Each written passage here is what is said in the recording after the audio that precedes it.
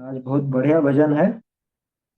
पिछले हफ्ते अपन ने दुर्गति गमन निवारी है ये भजन देखा था। प्रेरणा थी उसमें। और आज भी, आज और बढ़िया भजन है। बहुत प्रसिद्ध है। सम्यक दर्शन की महिमा दिखाने वाला भजन है असल में। क्या सम्यक दर्शन कितना आवश्यक है, ये महिमा यहाँ पे दिखाई जाएगी। और इसके साथ ही प्रेरणा भी है। प्रेरणा भी दी जाती है। बोलते हैं पहले। धिक धिक जीवन समकित बिना। धिक धिक जीवन समकित बिना। दानशील तप व्रत श्रुत पूजा। आत्म है तन एक गिना। धिक धिक जीवन समकित बिना। धिक जीवन समकित बिना। ज्यों बिनु कंत कामिनी शोभा। अम्बुज बिनु सरवर ज्यों सुना। ज्यों बिनु कंत कामिनी शोभा। अम्बुज बिनु सरवर ज्यों सुना। जैसे बिना एकड़े बिनती।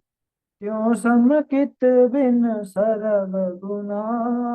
धिक धिक जीवन समकित बिना। धिक धिक जीवन समकित बिना।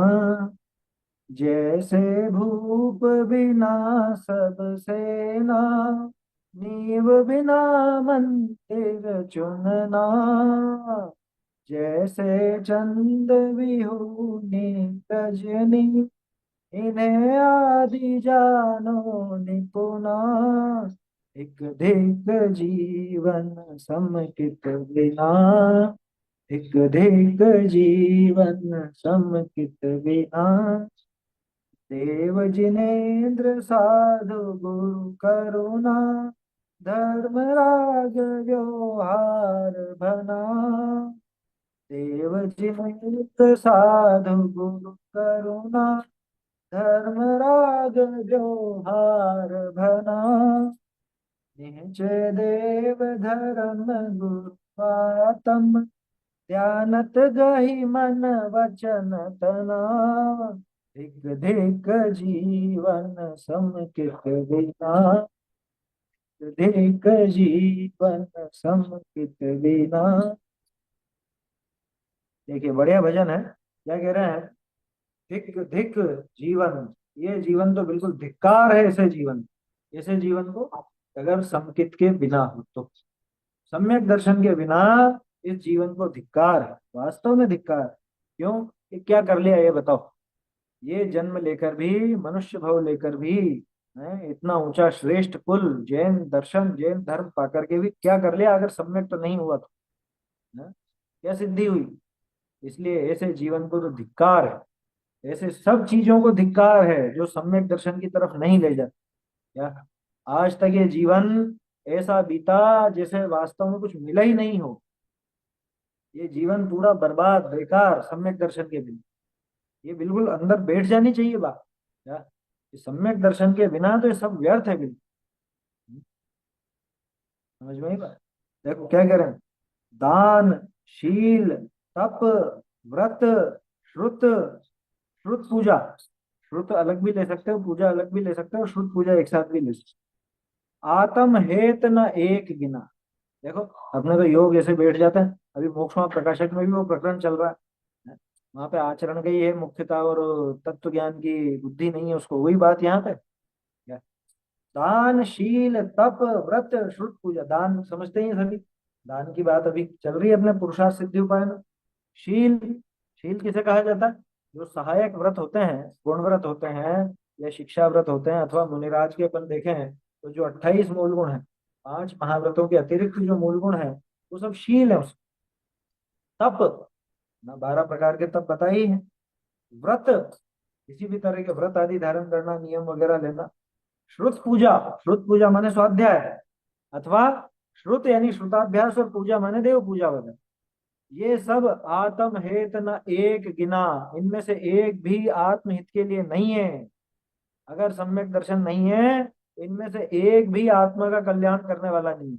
अरे आओ, लाखों यात्राएं कर लो, लाखों करोड़ों विधान पूजा इत्यादि कुछ भी कर लो यार, खूब करोड़ों का दान दे दो, अरे सारी संपदा ही दान में दे दो ना भले, कितनी पंच कल्याणक करवा लो, कितनी जिनालय बनवा लो, प्रतिमाएं विराजमान कर लो। बात सुनने में कठोर लग रही है लेकिन हकीकत है ये। सम्यक दर्शन के बिना इन सबका कोई औचित्य नहीं है। सम्यक दर्शन बिना ये सारे व्यर्थ है, बिल्कुल व्यर्थ। समझ में ही बात। जैसे पैकिंग वेकिंग तो सब पूरी है ना, और अंदर में वो अंगूठी नहीं है, तो क्या काम की वो डिब्बी वगैरह, वो इतनी सुंदर डिब्बी है और ऊपर का कवर है और वो सब चीजें क्या काम की है? किसी काम, कोई लाभ नहीं उसका, बिल्कुल निष्फल, बेकार। गजब की बात है। इतने कठोर शब्दों का प्रयोग यहाँ पे कवि ने किया है, ज्ञानत राय जी ने। दान हो, शील हो, लोग तो यहाँ जरा सा कोई दान विशेष दे दे तो और ये सबसे बड़े धर्मात्मा। अरे करोड़ों अरबों खरबों दे देवे, सारी संपत्ति दे देवे अपनी, तो भी वो धर्मात्मा नहीं सम्यक दर्शन के। कितने शील धारण करता हो, ये बहुत नियम वाले हैं, इनके बहुत नियम चलते हैं, या नियम कायदे से रहते हैं, व्रत लेते रहते हैं, तप भी बहुत करते हैं, उपवास खूब करते हैं, साल में 6 महीने तो उपवास ही करते रहते हैं ये, हैं, किसी काम के नहीं। अरे वो द्रविलिंगी मिथ्या दृष्टि मुनिराज जो खूब तप करे, कैसे कैसे तप करे, और कैसे उपसर्ग सहन करे, ऐसे उपसर्ग की पूरी खाद उतार करके नमक मिर्ची भर दो, आंख की कोर लाल ना, आंख की कोर लाल ना हो, जरा भी उसमें कषाय का भाव ना आए, लेकिन फिर भी क्या कह रहे हैं, वो सब व्यर्थ। सम्यक दर्शन के बिना सब व्यर्थ। श्रुत पूजा, गजब हो गया। स्वाध्याय भी कर लो खूब, हम तो दिन भर स्वाध्याय करते हैं और कुछ काम ही नहीं करते, ऐसा बोलते हैं ना उस, अच्छी बात है करते हैं तो उसकी मना नहीं, लेकिन खास बात क्या, ये स्वाध्याय करना निष्फल अगर सम्यक दर्शन ना हो तो। आया समझ में? देखो, सत्ता स्वरूप में अपन ने बात देखी थी ना ये, कि जीवन भर और सब काम करता हो, लेकिन देवशास्त्र गुरु की भक्ति नहीं हो, जिनालय नहीं आता हो, तो उसका जीवन व्यर्थ। फिर देवशास्त्र गुरु का भक्त भी हो, रोज पूजा पाठ इत्यादि करता हो, लेकिन स्वाध्याय नहीं करता हो, जिनवाणी नहीं पढ़ता हो, तो उसकी वो सब पूजाएं भी व्यर्थ। फिर आगे और बढ़े, स्वाध्याय भी करता हो, माने शास्त्र आदि भी पढ़ता हो, लेकिन विचार नहीं करता हो, तो वो सारा पढ़ना पढ़ाना भी बिल्कुल व्यर्थ। और आगे, ये विचार ही विचार भी बहुत करता हो, लेकिन निर्णय पर नहीं पहुंचता हो, क्या, एक ठिकाने पर नहीं पहुंचता हो, निर्णय नहीं करता हो, तो उसका वो तत्व विचार भी व्यर्थ। यहाँ पे ऐसे ही कह रहे हैं, ये दान, शील, तप, व्रत, श्रुत पूजा अथवा श्रुत पूजा, ये सब अगर सम्यक दर्शन से रहित हैं तो आत्म हेत न एक गिना, आत्महित के लिए इनमें से एक को भी नहीं गिना गया। बता दो एक को भी, अगर आत्मा का कल्याण होगा इससे, ऐसा लिखा हो तो इच्छा, इतने रुपए दोगे तो तुम्हारे आत्मा का कल्याण हो जाएगा, दान में इतने रुपए दोगे, ऐसा दान करोगे तो आत्मा का कल्याण हो जाएगा, लिखा है। ऐसा शील पालोगे, ऐसे तप करोगे, ऐसे व्रत करोगे, ऐसी श्रुत पूजा करोगे, स्वाध्याय करोगे, अथवा श्रुत की पूजा करोगे, अथवा श्रुत का अभ्यास करोगे और जिनेन्द्र देव की पूजा करोगे, तो कल्याण हो जाएगा, लिखा है क्या कहीं? कर्म धन मंडल विधान करोगे तो तुम्हारे कर्म धन हो जाएंगे, नष्ट हो जाएंगे, है क्या ऐसा? कुछ नहीं है। सम्यक दर्शन के बिना ये आत्मा के हित के लिए एक भी नहीं, आत्म हेत न एक भी, आत्महित के लिए एक भी कार्यकारी नहीं है अगर सम्यक दर्शन नहीं है। अब देखो आगे उदाहरण दे रहे हैं बहुत सुंदर सुंदर। ज्यो बिनु कंत कामिनी शोभा, पहला उदाहरण क्या दिया, ज्यो बिनु कंत कामिनी शोभा, कंत माने पति, लोक में। देखो अब आज के जमाने में तो क्या होता है क्या नहीं उसकी बात नहीं कर रहा था, लेकिन एक सामान्य प्रवृत्ति ये थी कि जिसके पति नहीं हो, मतलब गुजर गया हो, विधवा हो गई हो, तो उसको फिर वो शोभा मतलब क्या कहें, सजना संवरना नहीं होता है ना। ऐसी महिलाएं ज्यादा साज सज्जा नहीं करती, संवरती नहीं, ये निशानी भी है उसकी। और अब उसका मन ही नहीं रहा किसके लिए सजे सब, तो ज्यो बिनु कंत कामिनी शोभा। अब आज की महिलाएं जैसे मान लो, हैं, कामिनी की शोभा, कामिनी मतलब वो स्त्री, स्त्री बहुत शोभा कर रही है, अपनी सज्जा कर रही है, साज सज्जा क्या बोलते हैं, श्रृंगार कर रही है, मेकअप कर रही है, सब कर रही है, लेकिन वो शोभा किस काम की, अगर पति नहीं है ज्यों बिनु कंत कामिनी शोभा, बिना पति के जैसे कामिनी की शोभा, जैसे उस स्त्री की साज सज्जा श्रृंगार सजावट, ठीक वैसे ही ये दान शील तप संयम व्रत शुद्ध पूजा, ये सब सम्यक दर्शन के बिना ऐसे ही समझ आया। उदाहरण समझ में आया कि वो उस स्त्री का सजना संवरना कब शोभा देता है, उसका पति साथ में हो तो।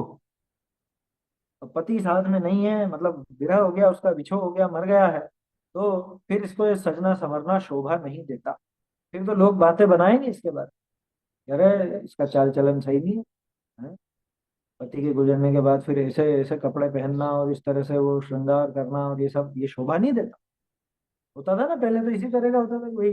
फिर तो सफेद साड़ी ज्यादातर पहना करती, कोई क्या कहें अपन, जो आभूषण है वो भी कम हो जाते हैं, सजना संवरना भी नहीं होता है, सामान्य तौर पे देखते हैं। दूसरा उदाहरण देखो, अंबुज बिनु सरवर ज्यों सुना, सरवर यानी तालाब, अंबुज यानी कमल, जैसे कमल के बिना सरोवर। अब सरोवर यूं दिखे अपने को तालाब दूर से, लेकिन कुछ भी नहीं है, सिर्फ पानी पानी है और कुछ भी नहीं। तो कैसा लगता है कि कुछ खाली खाली सा लग रहा है ना। और कमल खिले हुए हैं तो अरे देखो क्या सुंदर दृश्य है, इतने बढ़िया कमल खिले हुए हैं यहाँ पर। तो अंबुज बिन सरवर ज्यों सुना, सुना यानी सूना, बिल्कुल सूना शून्य, क्या, कमल आदि के बिना जैसे कोई वो सरोवर हो तालाब हो, वो शोभा नहीं देता, वो सूना सूना लगता है, खाली खाली लगता है, अच्छा दृश्य नहीं लगता। ऐसे ही सम्यक दर्शन के बिना दुनिया में, और दुनिया में मतलब अपने जीवन में कितनी ही बातें हो, वो सब सूनी है। अरे कह दिया जब कि 28 मूल गुण तक सम्यक दर्शन के बिना सम्यक चारित्र नाम नहीं पाते, कल पढ़ी थी ना बात अपन। 28 मूल गुण भी हों तो भी वो सम्यक चरित्र नाम नहीं पाएंगे अगर सम्यक दर्शन नहीं है। क्या क्या कहा मैंने, 28 मूल गुण भी वहां पे सम्यक चारित्र नाम नहीं पा रहा, तो सम्यक दर्शन होने पर ही नाम पाता, उसके बिना सब सुना। हाँ, सम्यक दर्शन नहीं हो तो जैसे तालाब सूना है कमलों के बिना, ऐसे ही हमारी सारी क्रियाएं, हमारे सारे भाव, वो सब सम्यक दर्शन के बिना सूना है। अरे जीवन खाली खाली लगना चाहिए सम्यक दर्शन नहीं हो तो, जैसे वो तालाब खाली खाली लगता है, ऐसे ही अपने को जीवन में कुछ खालीपन खटकना चाहिए सम्यक दर्शन के बिना। लोगों को तो पता नहीं जाने का खालीपन खटकता क्या, ये अकेले रहते रहते बहुत समय हो गया, शादी ब्याह कर ले में, अब अकेलापन खटकता है, खाली खाली लगता है। या अरे घर में ये चीज तो होनी चाहिए, इसके बिना घर खाली खाली लगता है, एक टीवी तो घर में होनी चाहिए, है, एक एसी कूलर फ्रिज वगैरह ये तो कुछ होने चाहिए घर में, इसके बिना घर खाली खाली लगता है। कभी सम्यक दर्शन के बिना जीवन खाली खाली नहीं लगा है, दुनिया भर की और चीजों के बिना तो इसको खाली लगने लग गया, लेकिन वास्तव में तो सम्यक दर्शन के बिना जीवन सूना है। जैसे तालाब कमल के बिना सूना, ऐसे ही सम्यक दर्शन के बिना ये सारा जीवन सूना। तीसरा उदाहरण, जैसे बिना एकड़े बिंदी, बिंदी माने जीरो, बिंदी माने जीरो, एकड़े मतलब इकाई, इकाई बोलता है ना, 1 2 3 4 5 6 9 तक की जो संख्या है ये इकाई कहलाती, इसके बाद दहाई कहलाती है, तो पहले इसको एकड़ा बोलते हैं। जैसे बिना एकड़े बिंदी, एकड़े के बिना बिंदी यानी कि डिजिट के बिना जीरो, 1 2 3 4 आदि के बिना जीरो, कितने जीरो लगाए, मैंने चेक भरा और उस चेक में मैंने पूरे कितने 12 15 जीरो लगा, समझो 15 जीरो लगा, 15 जीरो, लेकिन आगे कोई संख्या नहीं, है ना। अब बोलो उसकी क्या कीमत है, क्या कीमत है उस चेक की, अरे 15 जीरो लगाए मैंने, कि तुम 15 क्या, तुम करोड़ों जीरो लगा दो, अगर आगे कोई एक इकाई नहीं है तो उसकी कोई कीमत नहीं है, सब शून्य शून्य शून्य शून्य, जीरो, नाम ही शून्य है उसका। समझ में आई बात। जैसे बिना एकड़े बिंदी, क्यों समकित बिन सरब गुना, उसी तरह से ये तीन उदाहरण दिए ना, जैसे पति के बिना वो स्त्री का सजना संवरना शोभा नहीं देता, जैसे कमल के बिना वो सरोवर सूना सूना लगता है, जैसे अंक के बिना वो जीरो, वो शून्य, किसी काम का नहीं, उसकी कोई कीमत नहीं, वैल्यू नहीं, वैल्यू नहीं, क्यों उसी तरह से समकित बिन सरब गुना, उसी तरह से सम्यक दर्शन के बिना इन सबको जानना चाहिए। शरफ गुना, गुना मतलब माना गया। देखो तीन उदाहरण, तीन अलग अलग बातों के हैं। पहला उदाहरण था शोभा के लिए, सम्यक दर्शन के बिना शोभा नहीं है जीवन की। दूसरा उदाहरण था सम्यक के बिना सब खाली खाली है। आया समझ में? तीसरा उदाहरण है कीमत, सम्यक दर्शन के बिना जगत में, मतलब अपने जीवन में किसी चीज की कोई कीमत नहीं। तीनों उदाहरण अलग अलग हैं। ऐसे ही सम्यक दर्शन के बिना सारी चीजों को गिन लेना, सब चीजों को ऐसा माना गया है। और देखो आगे और उदाहरण दे रहे हैं, तीन उदाहरण और दे रहे हैं। छह उदाहरण है टोटल इस भजन में ना। जैसे भूप बिना सब सेना, भूप यानी राजा, राजा के बिना जैसे सेना होती। मान लो पूरी सेना युद्ध लड़ रही है ना, साथ में राजा भी। आपको पता है कभी राजा अगर मर गया तो सेना तितर बितर हो जाती, भाग जाती। और राजा अगर जिंदा है तो भले 10-15 सैनिक ही क्यों ना बचे हों, वो लड़ते रहेंगे आखिरी दम। राजा है तब तक उनका बल है, राजा है तब तक नेतृत्व क्षमता है ना। तब जाकर के वो सेना आगे बढ़ पाती है। सेना वही सफल होगी जिसके साथ में उसका राजा हो। आया समझ में? राजा नहीं जाता तो अपने सेनापति को भेजता है। सेनापति समझ लो या राजा समझ लो, कोई भी समझ लो, लेकिन नेतृत्व करने वाला कोई चाहिए। और जहां नेतृत्व नहीं होता, वहां पे कितनी ही बड़ी टीम क्यों ना हो, कितनी बड़ी सेना क्यों ना हो, उसको तितर बितर होने में देर नहीं लगती। होता है ना ये। जैसे कर्मों का राजा कौन? दर्शन मोहनी। दर्शन मोहनी गया, उसके बाद तो सब ऐसे उखड़ जाते हैं सारे, थोड़े बहुत समय में। ऐसे ही यहाँ पर हमने भी सेना इकट्ठी करी आएगी, और सब कार्य करे हमने। ये ऊपर जो नाम है ना, दान शील तप व्रत, ये सब चीजें लगा लेंगे। स्वाध्याय भी बहुत करी है, मंदिर का हमने बहुत दर्शन भी बहुत किए, यात्रा भी बहुत गए, दान भी खूब दिया, ये सब किए, पूरी सेना इकट्ठी कर ली मोक्ष के लिए। लेकिन ये सेना जीतेगी क्या? ये नहीं जीत सकती। समझ में आई बात? जैसे एक कहावत थी, कहावत क्या, ऐसे ही हास्य की कथा थी कि किसी के यहाँ पे, मतलब कोई प्रतिपक्षी राजा आने वाला था युद्ध की, कि सेना बनाए। तो राज्य में और कोई तैयार नहीं हो, फिर जिसको सेना बनाने का काम सौंपा गया, उसने कहा कि अपने अपन ने सेना बना ली है 1 लाख की। 1 लाख कौन? 1 लाख हिजड़े। आया समझ में? नपुंसक। अब वो जाकर के सेना में क्या करेंगे बताओ? हिजड़ों की फौज से कभी युद्ध नहीं जीते जाते, ऐसी कहावत है लोगों की। आया समझ में? अपन किसी के लिए कुछ बात नहीं कर रहे हैं, लेकिन उससे युद्ध नहीं जीते जाते, सीधी सी बात। पुरुषार्थ चाहिए, बल चाहिए। वहां नाच गान की बात हो तो इनको ले जाओ, लेकिन वहां तो युद्ध लड़ना, तलवारें चलानी है, तलवारें कैसे चलाएंगे? ठीक ऐसे ही भूप बिना सब सेना, सम्यक दर्शन रूपी राजा के बिना ये सारी क्रिया। ये जो उदाहरण लिया ना, क्यों लिया पता है? और मेरा उदाहरण नहीं, आचार्य ने लिया है कि ये सारी क्रिया नपुंसक है। हमारी सारी क्रिया नपुंसक, अगर सम्यक दर्शन साथ में नहीं है तो। सम्यक दर्शन के बिना हमारी पूजा, भक्ति, व्रत, शील, संयम, यात्रा, दान, जप, तप, ये सारी चीजें नपुंसक जैसी। ये सेना काम नहीं आने वाली। सम्यक दर्शन रूपी सेनापति अथवा राजा लेकर के आओ इसके साथ में, तब जाके वो इनका बराबर नेतृत्व करेगा। अरे क्या हुआ? निश्चयाभासी के, व्यवहाराभासी के, उभयभासी के क्या हुआ? इस सेना ने गड़बड़ कर दी ना। ये चीजें तो थी सही, लेकिन असली जो राजा था सम्यक दर्शन वो नहीं था। तो ये सेना व्यवहाराभास की तरफ मुड़ गई, हमारी वो सारी क्रियाएं व्यवहाराभास की तरफ मुड़ गई, हमारी वो सब क्रियाएं निश्चयाभास की तरफ मुड़ गई। क्या हुआ कि सेना को संभालना नहीं आया आपस में। जैसे भूप बिना सब सेना, सम्यक दर्शन का नेतृत्व चाहिए सभी गुणों को, तब जाकर के जीव मोक्ष की तरफ प्रयाण कर सकते।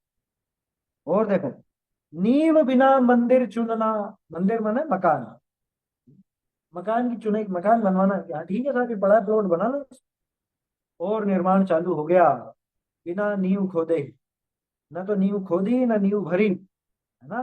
बेस तैयार नहीं हुआ, और ऊपर सीधी जमीन पर थी और जमीन के ऊपर दीवारें खड़ी कर दी।